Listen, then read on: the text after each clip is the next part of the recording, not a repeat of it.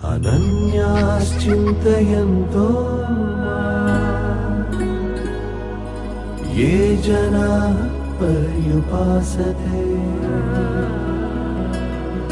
तेषां नित्याभियुक्तानां योगक्षेमं वहाम्यहम्। आपकी सुरक्षा और समृद्धि है हमारी जिम्मेदारी। हेलो दोस्तों, स्वागत है आप सभी का मेरे चैनल इंश्योरेंस गुरु पर। दोस्तों, बहुत सारे लोगों की डिमांड्स थी कि IC38 पे कुछ बनाया जाए। कई सारे साथियों ने मुझसे कहा, क्योंकि IC38 एग्ज़ाम को पास करना कहीं ना कहीं एक पहला स्टेप है LIC से जुड़ने का, इंश्योरेंस कारोबार से जुड़ने का। और इस एग्ज़ाम को पास करने में तमाम सारी समस्याएं आती हैं और सबसे बड़ी समस्या है इसमें लैंग्वेज का। इसमें जो भाषा है, खासकर हिंदी भाषी क्षेत्रों के लिए हम बात कर रहे हैं, बहुत ही क्लिष्ट हिंदी का इस्तेमाल हुआ है। क्या कारण है कि वो भाषा बिल्कुल ही साधारण बोली जाने वाली भाषा नहीं है। तो ये एक बड़ी समस्या आती है। इसलिए हम ये नई सीरीज़ लेके आ रहे हैं आपके सामने, और इस सीरीज़ में बहुत छोटे छोटे वीडियोज़ में बनाऊँगा। 10 से 15 मिनट, मैक्सिमम टाइम 15 मिनट का होगा। और जहाँ तक मुझे लगता है कि हम 15 से 20 वीडियो बनाएंगे इस पे, अभी मेरा ऐसा अनुमान है। और एक एक वीडियो मैं इस पे लाता रहूँगा। और दोस्तों, पूरा आप इस बात को बहुत जिम्मेदारी से मैं कह रहा हूँ कि जो भी साथी इन सारे वीडियोज़ को एक के बाद एक सीक्वेंस का ध्यान रखें। ऐसा नहीं कि आप एक वीडियो को देखने के बाद दूसरे तीसरे वीडियो पर जंप कर जाएं। आप एक सीक्वेंस से चलेंगे, क्योंकि वीडियोज़ एक दूसरे से रिलेटेड होंगे, तो निश्चित रूप से आप फर्स्ट गो में एग्ज़ाम को पास कर पाएंगे। जो मेरा उद्देश्य है कि हमारे ज़्यादा से ज़्यादा लोग, ज़्यादा से ज़्यादा साथी जो LIC से जुड़ना चाहते हैं, वो इस पहले स्टेप को बहुत ही सरलता से पार कर पाएँ। तो आप सभी का स्वागत है। आप इस चैनल को सब्सक्राइब कर लें, क्योंकि सिर्फ IC38 ही नहीं, इसके अलावा और भी तमाम सारी जानकारी मैं आपको देता रहूँगा इंश्योरेंस से जुड़ी। और आप अगर LIC में अपना कैरियर देखते हैं तो ये चैनल आपके लिए बहुत ही महत्वपूर्ण होगा। इसलिए आज ही इस चैनल को सब्सक्राइब कर लें, और अगर वीडियो आपको पसंद आता है तो लाइक भी करें। तो दोस्तों, चलते हैं और पहला वीडियो शुरू करते हैं। नमस्कार दोस्तों, स्वागत है आप सभी का मेरे इस चैनल में। जाहिर सी बात है, आप सभी लोग IC38 एग्ज़ाम को पास करने के अभ्यर्थी हैं। दोस्तों, ये एग्ज़ाम वास्तव में उतना टफ होता नहीं है। सारी समस्या जो है इस एग्ज़ाम में आने वाली लैंग्वेज की है। खासकर ये वीडियो मैं हिंदी भाषी क्षेत्रों के लिए बना रहा हूँ। दोस्तों, आप मेरे चैनल को सब्सक्राइब कर लें, क्योंकि अगर आप LIC से जुड़ रहे हैं तो मेरा ये चैनल आपके लिए बहुत यूज़फुल होने वाला है। बहुत सारी जानकारी मैं आपको समय समय पर देता रहूँगा। अभी फ़िलहाल तो मैं आपको IC38 एग्ज़ाम पास कैसे करना है, यानी LIC से जुड़ने में जो एग्ज़ाम आपको पास करना है, पहला स्टेप जो है, उसके बारे में मैं आपको बताने जा रहा हूँ। ऐसे बहुत छोटे छोटे कुछ वीडियोज़ मैं आपको बनाऊँगा जो आपके लिए बहुत हेल्पफुल होंगे। अगर ये सारे वीडियोज़ आप देखेंगे तो आपको कहीं पर कोई समस्या नहीं आने वाली है इस एग्ज़ाम को पास करने में। तो दोस्तों, शुरू करते हैं। सबसे पहले थोड़ा सा हम बीमा के इतिहास को समझ लेते हैं। देखिए, अगर बीमे के इतिहास की बात करें तो बीमा बहुत पहले से हो रहा है। बहुत पहले से, भले ही इस तरह से जो उसका आधुनिक स्वरूप है वो नहीं था, लेकिन बीमा होता रहा है। जैसे हम बात करें रोड्स के जो निवासी थे, वो लोग जब अपना व्यापार किया करते थे समुद्री रास्ते से, तो कभी कभी क्या होता था, मौसम अनुकूल नहीं रहता था, तो वो जहाज़ का वज़न कम करने के लिए सामान को समुद्र में फेंक दिया करते थे। तो ऐसी स्थिति में उस नुकसान को सारे व्यापारी आपस में बांट लेते थे, क्योंकि किसी एक व्यक्ति का सामान फेंका जाता था, कुछ लोगों का सामान बच जाता था। तो जिसका फेंक दिया जाता था उसको नुकसान ना हो, इसलिए सारे लोग उस नुकसान को बांट लेते थे। तो कहीं ना कहीं ये एक बीमे का ही स्वरूप था। ऐसे और भी तमाम सारे उदाहरण हैं जहां लोगों ने बीमे को, भले ही एक आधुनिक रूप में नहीं, लेकिन उन्होंने बीमे का किसी न किसी रूप में उपयोग किया। तो हम आधुनिक बीमे की अगर बात करें तो इसके इतिहास से रिलेटेड कुछ क्वेश्चंस आते हैं। कुछ महत्वपूर्ण बातें मैं आपको बताता हूं, जिसे आपको मेमोराइज़ करने की, याद करने की ज़रूरत है। इसमें बहुत ज़्यादा कुछ समझने जैसा नहीं है। आप इसको याद कर लेंगे तो एग्ज़ाम में कम से कम 1 या 2 नंबर आपका हो जाएगा। तो देखते हैं, मैंने इस बोर्ड पे कुछ नोट्स बना रखे हैं, उनको समझने की कोशिश करते हैं। देखिए, सबसे पहले बीमे की आधुनिक अवधारणा। एक वर्ड इसमें लिखा हुआ है लायड्स कॉफ़ी हाउस। शायद आप लायड्स कॉफ़ी हाउस के बारे में आप ना जानते हो। ये एक क्लब टाइप का था लंदन में, जहाँ पे सारे व्यापारी अपना सामान बेच के जब वो आते थे, उनको फ़ायदा होता था तो वो सेलिब्रेट करते थे, वहाँ पर इकट्ठा होते थे। लेकिन उसी में कुछ व्यापारी ऐसे होते थे कि उनका नुकसान हो जाता था, किसी भी वजह से कुछ भी कारण हो तो वो उस सेलिब्रेशन का हिस्सा नहीं हो पाते थे। तो उन लोगों ने आपस में एक समझौता किया कि एक व्यक्ति को होने वाले नुकसान को हर वो व्यक्ति साझा करेगा जिसको फ़ायदा हुआ है। तो यानी अपने फ़ायदे में से थोड़ा थोड़ा सब लोग उसके नुकसान की भरपाई में शेयर करेंगे। तो ये लॉयड्स कॉफ़ी हाउस से आधुनिक बीमे की शुरुआत माना जाता है।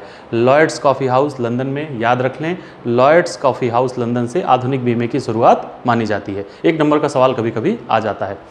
दूसरे स्टेप पे लिखा है विश्व की सर्वप्रथम बीमा company amicable society for perpetual assurance. यहाँ पे मैंने स्पेस कम होने की वजह से थोड़ा सा शॉर्ट में लिख दिया है, मैं बोल रहा हूँ, आप इसको नोट कर सकते हैं। विश्व की सर्वप्रथम बीमा कंपनी, एक कंपनी के रूप में कोई भी पहली बार जो सामने आया वो क्या थी? Amicable society for perpetual assurance. फिर से मैं रिपीट कर रहा हूँ, amicable society for perpetual assurance. ये विश्व की सर्वप्रथम बीमा कंपनी थी। ध्यान दीजिएगा, पूरे विश्व में सर्वप्रथम बीमा कंपनी थी ये। इसके बाद भारत में पहली इंग्लिश बीमा, यानी कोई विदेशी कंपनी जो भारत में पहली बीमा कंपनी थी वो कौन सी थी? The oriental life insurance. The oriental life insurance Bharat में पहली विदेशी बीमा कंपनी थी, पहली इंग्लिश बीमा कंपनी थी द ओरिएंटल लाइफ इंश्योरेंस। यानी भारत की पहली कंपनी जो भारत में खुली है, भारत की कंपनी तो नहीं थी लेकिन भारत में खुली विदेशी कंपनी थी पहली, द ओरिएंटल लाइफ इंश्योरेंस। इसके बाद अगले स्टेप पे भारत में पहली गैर जीवन बीमा कंपनी, यानी कौन सी ऐसी कंपनी थी जो जीवन बीमा से संबंधित नहीं थी। एक बार यहाँ पे मैं क्लियर कर दूं, जहाँ पे मानव जीवन की बात हो वो जीवन बीमा है, और जहाँ पर मानव जीवन के अलावा अन्य किसी चीज़ का, मकान का, दुकान का, बाइक का, कार का, संपत्ति का, इनके बीमे की बात हो तो वो गैर जीवन बीमा हो गया। यानी जीवन बीमा और उसके अलावा जो भी बचता है वो गैर जीवन, मानव जीवन के अलावा जो कुछ भी है वो गैर जीवन बीमा है। तो भारत में पहली गैर जीवन बीमा कंपनी थी ट्रिटन बीमा कंपनी।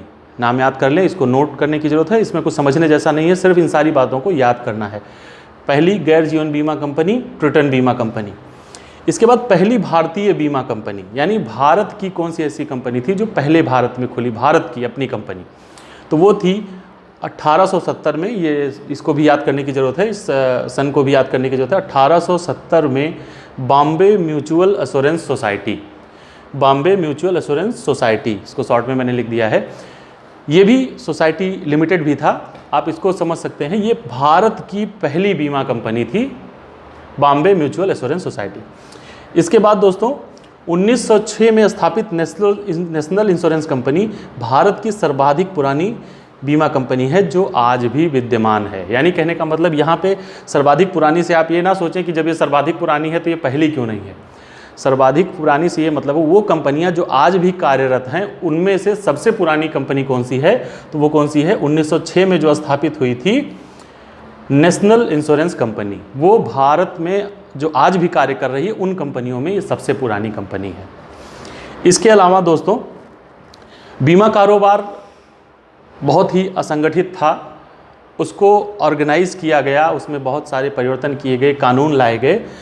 तो सबसे पहला जो कानून आया बीमा कंपनी एवं भविष्य निधि अधिनियम, लेकिन ये अधिनियम बहुत व्यवस्थित चीज़ों को नहीं कर पाया। विदेशी कंपनियां और भारत की कंपनियों में असमानता बनी रही। फिर उसके बाद 1938 में बीमा अधिनियम पहला ऐसा कानून बना जिसने बीमा को कंट्रोल किया, बीमा को नियंत्रित करने का काम किया 1938 में। बीमा अधिनियम कब बना? 1938 में। तो इसको याद रखने की जरूरत है, बीमा अधिनियम 1938 पहला कानून था। दोस्तों इसके बाद 1 सितंबर 1956 को यहाँ पे आप देखें लिखा होगा 170 कंपनी यानी 170 बीमा कंपनी और 75 भविष्य निधि कंपनियों को मिलाया गया और उसके बाद बीमा का राष्ट्रीयकरण कर दिया गया और LIC का गठन हुआ। डेट को याद कर लें आप, 1 सितंबर 1956, 170 कंपनी और 75 भविष्य निधि कंपनियों को मिलाया गया और बीमा का राष्ट्रीयकरण कर दिया गया। Life insurance corporation of India LIC Bharatiya Jeevan बीमा निगम की स्थापना हुई। इसके बाद गैर जीवन बीमा के राष्ट्रीयकरण की अगर हम बात करें, हालांकि आप लाइफ इंश्योरेंस के लिए एग्जाम दे रहे हैं लेकिन ये सवाल भी आ जाता है कि गैर जीवन बीमा का राष्ट्रीयकरण कब हुआ, तो आपको ये डेट याद करने की ज़रूरत है। गैर जीवन बीमा का राष्ट्रीयकरण 1972 में हुआ और जीआईसी का गठन हुआ। जिस तरह से life insurance corporation of India का गठन हुआ, उसी तरह से general insurance corporation of India का गठन हुआ। गैर जीवन बीमा का राष्ट्रीयकरण 1972 में हुआ। आगे हम देखते हैं दोस्तों, इसके बाद जीवन बीमा चलता रहा और सिर्फ एलआईसी को अधिकार था 1 सितंबर 1956 से लेकर कि वो भारत में जीवन बीमा का कारोबार करे। लेकिन 1993 में मल्होत्रा कमेटी, एक कमेटी बनाई गई, उसका नाम दिया गया मल्होत्रा कमेटी क्योंकि उसके जो हेड थे वो मल्होत्रा जी थे। तो उस कमेटी ने अपनी रिपोर्ट्स दी कि क्या कारण है कि इंश्योरेंस का जो पहुंच है वो उतनी डीप नहीं हो पा रही है, वो एक साधारण व्यक्ति तक नहीं पहुंच पा रहा है। तो उन्होंने अपनी रिपोर्ट्स 1994 में प्रस्तुत की। 1993 में गठन हुआ और 1994 में मल्होत्रा कमेटी ने अपनी रिपोर्ट्स दी। अपनी रिपोर्ट्स में मल्होत्रा कमेटी ने जो भी अनुशंसाएं की, उनके आधार पर 1999 में IRDA एक्ट बना। IRDA यानी insurance regulatory and development authority. याद रखिएगा, जब भी पेपर में आएगा IRDA लिख के आ सकता है, IRDA लिख के भी आ सकता है। इस तरह से IRDA लिख के भी आ सकता है, इसका मतलब भी IRDA, insurance regulatory and development authority. बीमा विनियामक विकास प्राधिकरण, बीमा विनियामक विकास प्राधिकरण। तो 1993 में, फिर से मैं रिपीट कर रहा हूँ, 1993 में मल्होत्रा कमेटी बनी। 1994 में उस कमेटी ने अपनी सिफारिशें, अपनी रिपोर्ट्स प्रस्तुत की और 1999 में IRDA एक्ट पारित हुआ और सन 2000 में IRDA का गठन हो गया और इसने काम करना शुरू कर दिया। तो दोस्तों, इस वीडियो को यहीं पर समाप्त करते हैं। आगे के वीडियो में मैं आपको और जानकारी दूंगा, लेकिन इसमें जो भी बातें बताई गई हैं सारी बातें पेपर में आने वाली हैं। आप इसको हर एक सेंटेंस को मेमोराइज, याद करने की कोशिश करें। और अगर अभी तक आपने चैनल को सब्सक्राइब नहीं किया है तो चैनल को सब्सक्राइब कर लें। ये चैनल आपके लिए बहुत महत्वपूर्ण है, बहुत सारी जानकारी मैं आपको देता रहूँगा। और वीडियो अगर आपको पसंद आया तो लाइक ज़रूर करें। जय हिंद। नमस्कार दोस्तों, स्वागत है आप सभी का इस दूसरे वीडियो में। दोस्तों, मैंने सोचा है कि एक छोटे वीडियो बनाने से अच्छा है कि कम से कम 2 वीडियो को कंबाइन किया जाए और कम से कम 4 से 5 IC38 के जो चैप्टर्स हैं उनको एक वीडियो में कवर किया जाए। तो आज इस वीडियो में ये कुछ पॉइंट्स मैं कवर करूंगा, जिसमें सबसे पहले इन 3 चीज़ों को हम समझते हैं। आपदा, जोखिम और हानि। तो आपदा क्या है? ऐसी घटनाएं जो नुकसान कर सकती हैं, जो आर्थिक नुकसान, जान माल का नुकसान कर सकती हैं, वो आपदा हुई। जैसे बाढ़ एक ऐसी घटना है जिससे नुकसान हो सकता है, और जो नुकसान होने की संभावना है उसे हम जोखिम कहते हैं। यानी बाढ़ से जोखिम क्या है कि किसी का घर डूब सकता है। तो बाढ़ एक आपदा हो गई और घर का डूब जाना ये एक जोखिम हो गया। तो इन दोनों चीज़ों को समझिए। यानी आपदा, आपदा से क्या हो सकता है? जोखिम, और जोखिम के बाद क्या होता है? हानि। इसके बाद दोस्तों, जब कोई भी हमारे सामने कोई समस्या आती है, जैसे आपके घर पे किसी की शादी है या कोई भी छोटा सा प्रोग्राम है, गेट टुगेदर है आपके घर पे, तो आप क्या करते हो? उसके लिए अरेंजमेंट्स करते हो कि इतने लोग हमारे घर पे आएंगे, कहाँ बैठेंगे, उनको मैं क्या खिलाऊंगा। तो इन सारी चीज़ों को देखना। इसी तरह से हमारे सामने अगर कोई भी समस्या या कोई भी काम, कोई भी प्रोजेक्ट, कुछ भी आता है, तो हम क्या करते हैं? उसके लिए प्लानिंग करते हैं, उसकी योजना बनाते हैं, उसका प्रबंधन करते हैं कि इसको कैसे सही तरीके से एग्जीक्यूट किया जाए। तो यहाँ पे बात है जोखिम की। तो हमें पता है कि जोखिम है, तो जोखिम है तो जोखिम का प्रबंधन करेंगे। यानी जोखिम को किस तरह से, अगर जोखिम होता है तो हम उसके लिए क्या करेंगे, हमारे पास क्या व्यवस्थाएं होंगी, तो इसको हम कहते हैं जोखिम प्रबंधन। तो आइए जोखिम प्रबंधन पे देखते हैं हमारे पास क्या क्या तरीके हैं रिस्क मैनेजमेंट के, रिस्क और उसका मैनेजमेंट। तो यहाँ पे हमने कुछ इसके प्रबंधन के तरीके लिख रखे हैं। जैसे देखें, जोखिम प्रबंधन का पहला तरीका है, क्या है? बचाव। तो बचाव की बात करें, यानी हम वो काम करेंगे ही नहीं जहाँ पे जोखिम है, वो काम हम करेंगे ही नहीं, उसको छोड़ देंगे। जैसे बाइक चलाने से गिरने का जोखिम है, एक्सीडेंट होने का जोखिम है, तो हम बाइक चलाएंगे ही नहीं। हालांकि ये बहुत आसान नहीं होता, लेकिन ये एक तरीका है जोखिम को प्रबंधन करने का, उससे बचने का, कि हम वो काम करेंगे ही नहीं जहाँ पे जोखिम होगा। तो जोखिम से बचाव। दूसरा तरीका आप देखेंगे, नियंत्रण करना, कंट्रोल करना जोखिम को, या फिर कम करना। इसके लिए क्या है कि हम उस जोखिम से क्या क्या और अधिक ऐसे क्या काम किए जाएं कि उस जोखिम से सुरक्षा और मजबूत हो जाए। जैसे बाइक से गिरने का जोखिम है तो हमने हेलमेट लगा लिया, कार चलाने पर एक्सीडेंट का जोखिम है तो हमने सीट बेल्ट लगा लिया। यानी सुरक्षा के जो भी स्टैंडर्ड मेजरमेंट्स हैं वो सारे हम अगर उनका फॉलो करेंगे तो हम क्या करेंगे, अपने जोखिम को कम करेंगे। किसी की दुकान है, उसमें आग लगने का जोखिम है तो उसने फायर एक्सटिंग्विशर लगा रखा है, यानी वो उपकरण लगा रखे हैं जो आग को बुझा पाएँ। तो इन सारी चीज़ों से हम क्या करते हैं, अपने जोखिम को कम करते हैं। तो एक तरीका ये हो गया कि जोखिम का नियंत्रण करना या उसको कम करना, कि जोखिम होने की संभावना कम से कम हो जाए, या अगर जोखिम वो घटता भी है, वो आपदा घटती भी है और जोखिम आता है हमारे सामने, तो नुकसान की मात्रा कम से कम हो। तो एक तरीका ये हो गया। तीसरा तरीका है जोखिम प्रतिधारण। तो जोखिम प्रतिधारण को आप ऐसे समझिए कि जो भी हमारा जोखिम है, देखिए हर जोखिम की एक मात्रा है कि वो जोखिम कितना नुकसान कर सकता है। तो कुछ जोखिम ऐसे होते हैं जिसका नुकसान हम सहन कर सकते हैं। जैसे मेरे पास ये मार्कर है, मान लो इसके खो जाने का जोखिम है, इसके चोरी हो जाने का जोखिम है, 25 रुपए की मार्कर है, तो क्या मैं इसका इंश्योरेंस कराने जाऊंगा? नहीं, बिल्कुल नहीं, क्योंकि इस जोखिम को मैं सह सकता हूँ, इस जोखिम को मैं खुद अपने ऊपर रख सकता हूँ। लेकिन मेरी कार चोरी हो जाए तो क्या उसका जोखिम मैं सह सकता हूँ? नहीं, उसका जोखिम 12 लाख की 13 लाख की कार है, वो चोरी हो गई तो उसका जोखिम सह पाना आसान बात नहीं। तो मेरे लिए अच्छा तरीका क्या है कि मैं उसका इंश्योरेंस कराता हूँ। तो जोखिम प्रतिधारण को आप ऐसा समझिए कि अगर जोखिम को आप खुद वहन कर सकते हैं तो आपको इंश्योरेंस कराने की ज़रूरत नहीं है। तो एक तरीका ये भी हो गया कि जोखिम को खुद सहने की क्षमता, यानी जोखिम प्रतिधारण, हम रिस्क को खुद ही मैनेज कर लेंगे। तो ये हो गया जोखिम प्रतिधारण। और चौथा तरीका जो यहाँ पे लिखा है, रिस्क का ट्रांसफ़र, जोखिम को ट्रांसफ़र कर देना, यानी जोखिम किसी और के सर पे डाल देना। लेकिन उसके लिए क्या होगा भाई, कोई भी हमारा जोखिम फ्री में तो लेगा नहीं, तो उसके बदले में हमें उसको कुछ प्रीमियम देने होंगे, जिसको हम प्रतिफल बोलते हैं। ये डिपेंड करेगा कि जोखिम किस तरह से है और जोखिम से जो नुकसान होने वाला है उसकी मात्रा कितनी है। तो ये एक चौथा तरीका हमारे पास आ गया, जोखिम यानी रिस्क का ट्रांसफ़र। रिस्क हमने अपना रिस्क जो भी हमें लगता था कि इतना रिस्क है, उस रिस्क को हमने किसी और के सर पे डाल दिया। तो ये हो गया रिस्क का ट्रांसफ़र। अब हमारा जोखिम वो देखेगा, ठीक है, बदले में जो भी प्रीमियम होगा, जो भी हमारा उसका एग्रीमेंट होगा, वो प्रीमियम हम उसे देते रहेंगे। तो ये हो गया रिस्क का ट्रांसफ़र। अगर हम साधारण शब्दों में बात करें तो इसी रिस्क ट्रांसफ़र को ही हम कहते हैं इंश्योरेंस, यानी बीमा। अगर कभी ये सवाल आ जाए आपके क्वेश्चन पेपर में कि बीमा क्या है और उसमें ऑप्शन हो कि बीमा जोखिम का हस्तांतरण है, जोखिम का ट्रांसफ़र है, रिस्क का ट्रांसफ़र है, तो आप उसी ऑप्शन पे टिक करेंगे, क्योंकि बिल्कुल बीमा यही है। क्या है बीमा? रिस्क का ट्रांसफ़र। हमने अपना रिस्क बीमा कंपनी के ऊपर डाल दिया तो हमारा जोखिम ट्रांसफ़र हो गया हमारे सर से। अब देखिए, बीमा जो है एक संविदा है। संविदा कह सकते हो आप, एग्रीमेंट कह सकते हो, कॉन्ट्रैक्ट कह सकते हो, समझौता कह सकते हो।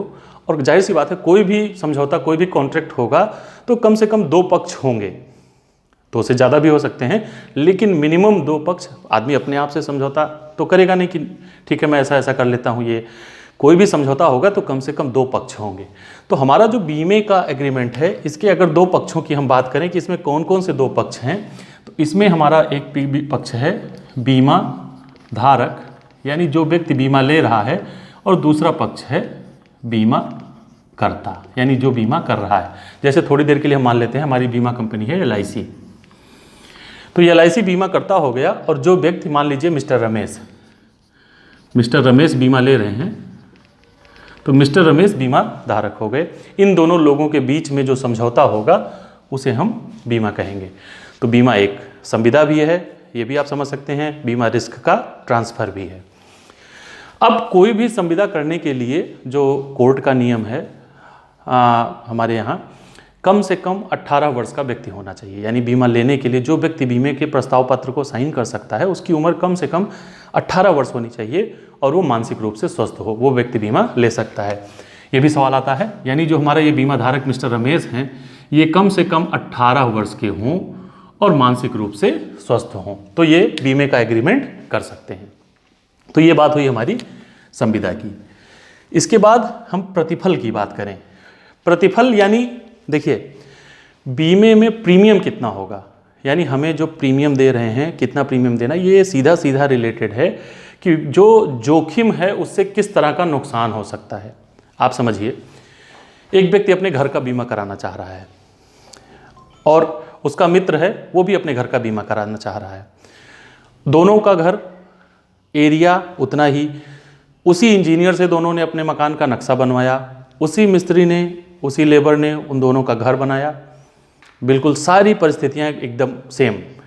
लेकिन अब आप सोचेंगे कि क्या दोनों का जो अपने घर की सुरक्षा वो चाह रहे हैं, क्या प्रीमियम सेम होगा? क्या जो प्रतिफल देंगे वो एक जैसा होगा कि इसके घर का भी उतना प्रीमियम आएगा, उसके घर का भी उतना ही प्रीमियम आएगा, अगर वो अपने घर की सुरक्षा के लिए बीमा करवाना चाह रहे हैं? तो आप प्रथम दृष्टया आप यही सोचेंगे कि हाँ ऐसा होना चाहिए। लेकिन अब एक बात इसमें और मैं जोड़ देता हूँ। एक जो मित्र है उसका घर नदी के किनारे है, बिल्कुल नज़दीक, और जो दूसरा मित्र है उसका मैदानी एरिया में, बहुत थोड़ा सा अच्छे एरिया में उसका मकान है। तो तुरंत आपका दिमाग स्ट्राइक करेगा कि ठीक है, बाढ़ में घर के डूब जाने का जोखिम तो है, घर के नुकसान होने के जोखिम की बात करें, आग लगना, बाढ़ आ जाना, तमाम सारे भूकंप आ जाना, ऐसे तमाम सारे जोखिम हैं जो घर का नुकसान कर सकते हैं।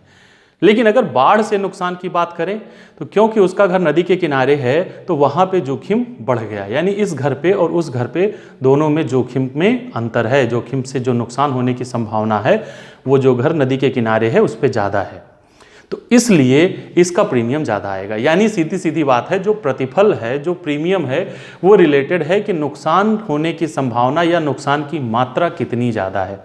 अगर संभावना ज़्यादा है, ठीक है, मात्रा उतनी हो लेकिन रिस्क ज़्यादा हो, संभावना बढ़ जाए कि इसमें नुकसान होने की संभावना ज़्यादा है और उसमें कम है, तो भी जो प्रतिफल है वो बढ़ जाएगा। तो ठीक है, ये प्रतिफल और प्रीमियम की बात है।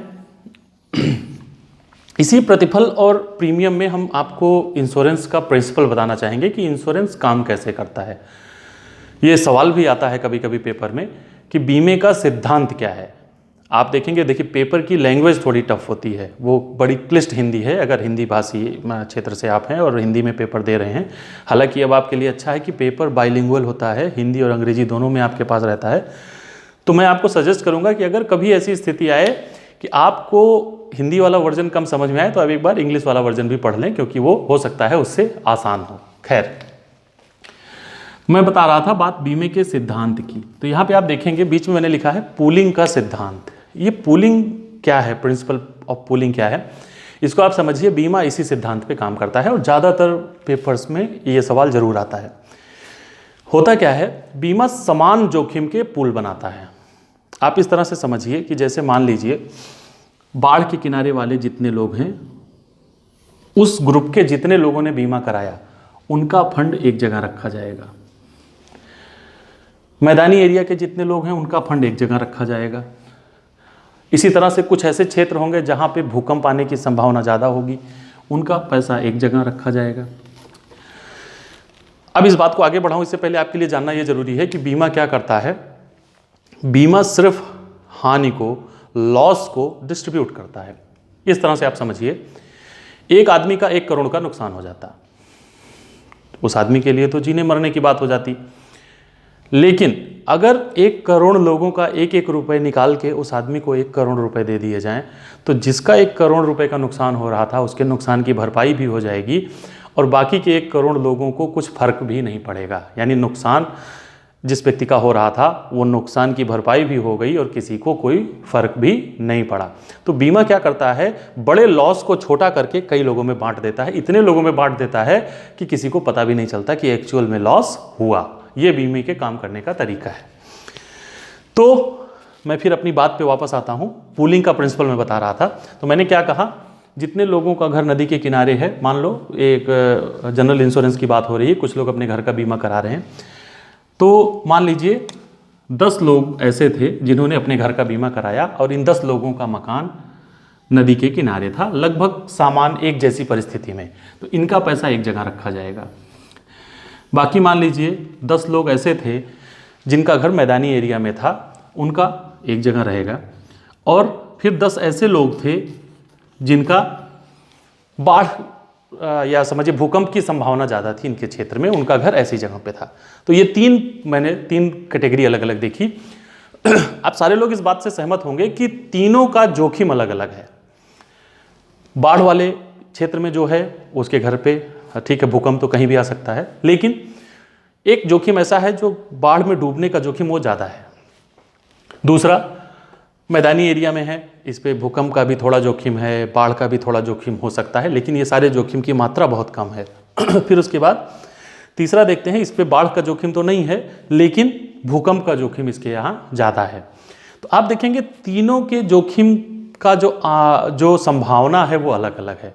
तो ये तो आप समझ जाएंगे कि इसमें सबसे कम प्रीमियम इसका होगा। इन दोनों का प्रीमियम क्या होगा वो परिस्थितियां डिसाइड करेंगी। तो ये आकलन आप कर सकते हैं कि जिसका मैदानी एरिया में है उसका प्रीमियम प्रतिफल सबसे कम लेगी कंपनी। अब देखिए, अगर क्या हुआ, इसका घर बाढ़ में डूब जाए और इन सारे लोगों में नुकसान को बांटा जाए, तो ये कहीं ना कहीं बीमे का जो एक सिद्धांत है उसको कहीं ना कहीं ये उसके हिसाब से ये सही नहीं है।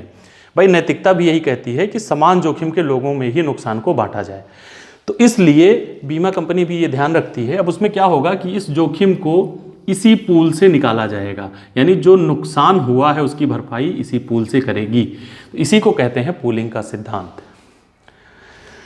यानी जिस तरह का जोखिम घटा है और उस ग्रुप में जितने लोग आते हैं उन्हीं लोगों में नुकसान को बांटा जाएगा, उसके अन्य किसी लोगों में उस नुकसान की भरपाई या उस नुकसान का हिस्सा उनमें दिया नहीं जाएगा। ये कहता है पूलिंग का सिद्धांत। तो एक तो ये परिस्थिति हो गई। इसमें दूसरा ये हो सकता है कि अगर किसी अतिरिक्त जोखिम वाले को हम अपने पूल में शामिल कर रहे हैं तो उससे हम एक्स्ट्रा प्रीमियम लें, उससे हम ज़्यादा प्रीमियम लें, उससे जो हम प्रतिफल लें वो ज़्यादा लें। मुझे लगता है इतनी बात बहुत है आपको पूलिंग का सिद्धांत बताने के लिए। एक बार शॉर्ट में मैं बताता हूँ। समान जोखिम को एक पूल बनाना और उस फंड से ही उस तरह के नुकसान की भरपाई करना, अलग अलग पूल बनाना और जिस तरह का जोखिम घटा है उसी पूल से उसकी भरपाई करना, ये कहलाता है पूलिंग का सिद्धांत। तो बीमा किस प्रिंसिपल पे काम करता है?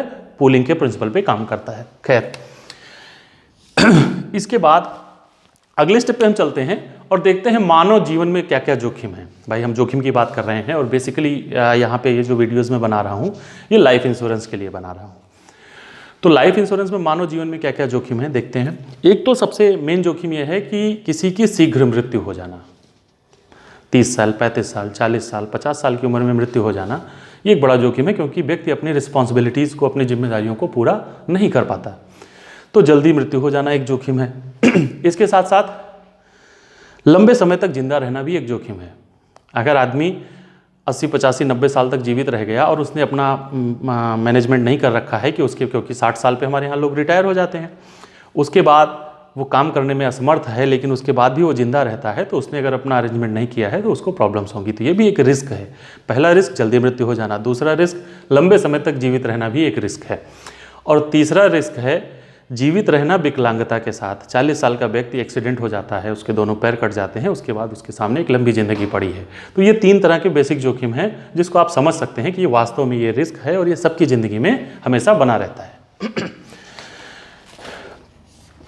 तो इस जोखिम को कवर करना है, इस जोखिम का ट्रांसफ़र करना है बीमे के माध्यम से।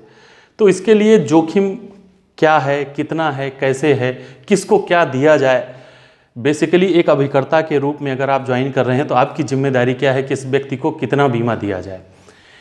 इस चीज़ को परिभाषित करने के लिए प्रोफेसर ह्यूबनर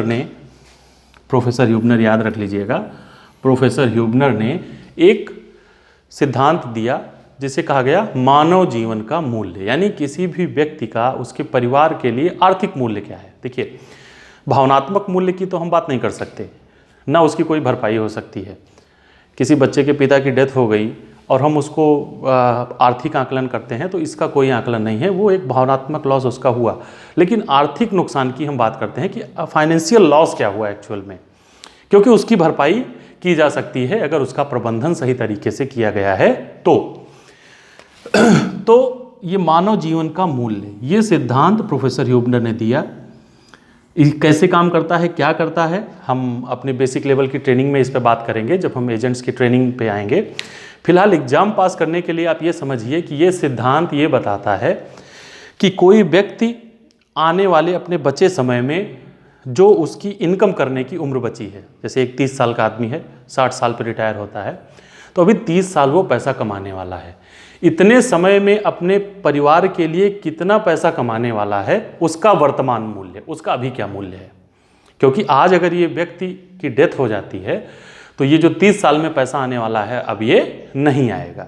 तो इसी को हम कहते हैं मानव जीवन का मूल्य। एक बार फिर से मैं रिपीट करता हूँ, कोई व्यक्ति अपने बचे हुए समय में जो पैसा अपने परिवार के लिए कमाने वाला है उसका वर्तमान मूल्य, ये कहलाता है मानव जीवन का मूल्य। इसका प्रोफेसर ह्यूबनर ने दिया। ये भी कभी कभी इनका नाम भी पूछ लिया जाता है कि मानव जीवन के मूल्य का सिद्धांत किसने दिया?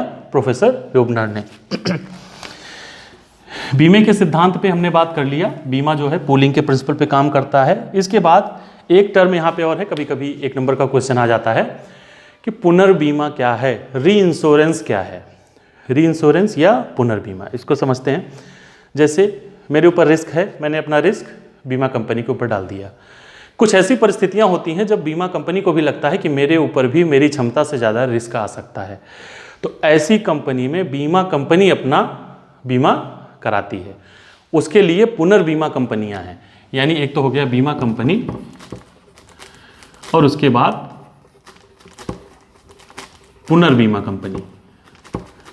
तो ये बीमा कंपनियां पुनर्बीमा कंपनी से अपना बीमा कराती हैं कि अगर हमारा नुकसान हमारी क्षमता से ज़्यादा हो जाता है, हमें अपनी क्षमता से, अपने कैलकुलेशन से ज़्यादा क्लेम देना पड़ता है, तो उसके लिए अरेंजमेंट ये करते हैं पुनर्बीमा कंपनी से। उसके बदले में पुनर्बीमा कंपनी को ये प्रीमियम या प्रतिफल भी देती हैं। तो ये हो गया पुनर्बीमा। तो दोस्तों आज के वीडियो में इतना ही। इसी के साथ इस वीडियो को मैं समाप्त कर रहा हूँ। धन्यवाद।